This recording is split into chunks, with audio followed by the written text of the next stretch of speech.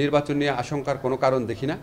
আমি মনে করি রাজনৈতিক দলগুলো একে অপরের উপর চাপ সৃষ্টি করার জন্য বা আমাদের উপর চাপ সৃষ্টি করার জন্য কিছু কিছু কথা বলেন, আবার কিছু কিছু কথা হয়তো জেনুইনলি বলেন। আমাদের এখানে 16-17 বছর যাওয়া ইলেকশন হয় না, তো মানুষের ইলেকশনের অভ্যাসটাই বোধহয় চলে গেছে। তো আমি নিজে বিশ্বাস করি যে আমাদের অনেক অনেক মানুষ আছে যাদের 32, 33, 34 বছর হয়ে গেছে, জীবনে একবার ভোট দেওয়ার সুযোগ পায় নাই।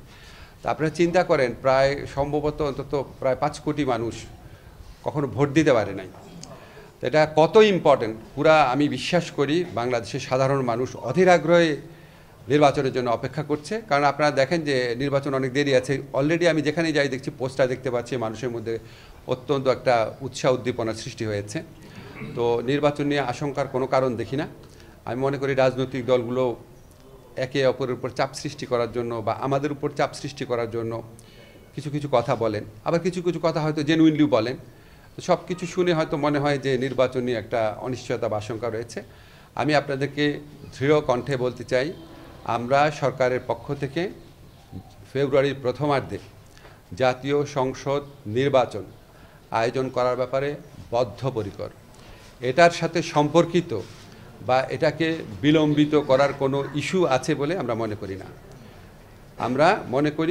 আমরা বিশ্বাস করি অবশ্যই ফেব্রুয়ারির প্রথমার্ধে জাতীয় সংসদ নির্বাচন অনুষ্ঠিত হবে, এবং এটার কোনো দ্বিতীয় চিন্তা বা না হলে কি হবে এই ধরনের কোনো চিন্তা আমরা মাথায় রাখছি না। এবং আমি পার্সোনালি বিশ্বাস করি আমাদের রাজনৈতিক দলগুলো, ওনারা যে যাই বলুক না কেন, ওভারঅল ওনারা নির্বাচনী রাজনীতিতে বিশ্বাস করেন, এবং আমরা সরকারের পক্ষ থেকে নির্বাচনে ওনাদের মনে আস্থা সৃষ্টি করার জন্য, ওনাদের একটা আনন্দমুখর পরিবেশ সৃষ্টি করার জন্য আমাদের যা যা করণীয় আমরা সবই করব। আমাদের এখানে ধরেন আমরা তো আসলে জামিনের ব্যাপারে মন্ত্রণালয়ের পক্ষ থেকে বিচারকদের কিছু বলতে পারি না। এটা বিচারকদের বিচারিক বিবেচনার ব্যাপার। তো বিচারিক বিবেচনার ব্যাপার এখানে আপনার, তারপরও আমরা মাঝে মাঝে করার চেষ্টা করি, বোঝার চেষ্টা করি কেন আপনার অধিক জামিন হচ্ছে কোথাও বা কেন জামিন হচ্ছে না কোথাও। জামিন দেওয়াটা আসলে শুধু বিচারকের উপর ডিপেন্ড করে না, এটা ডিপেন্ড করে যে পুলিশ কী রিপোর্ট দিচ্ছেন। এখন ধরেন পুলিশ যদি একটা রিপোর্টে বলে সন্দেহভাজন হিসাবে ওনাকে গ্রেফতার করা হয়েছে, তো সেটা তো আপনার জামিন না দেওয়ার যুক্তি থাকে না তখন।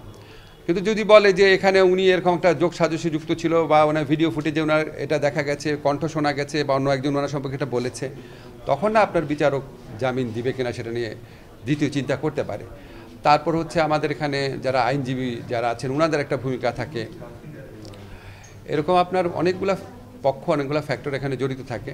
তা আমরা মনে করি যেখানে জামিন পাওয়ার যোগ্য সেখানে জামিন পেতে পারে, কিন্তু যারা আপনার জামিন পেয়ে একই ধরনের অপরাধ করতে পারে বা দেশের আইন শৃঙ্খলা পরিস্থিতি বিনষ্ট করতে পারে বা নিষিদ্ধ কোনো সংগঠনের তৎপরতা চালাতে পারে, তাদের যদি আপনার বেশি জামিন হয়ে যায়, আমরা তো অবশ্যই আশঙ্কিত থাকি। ধন্যবাদ।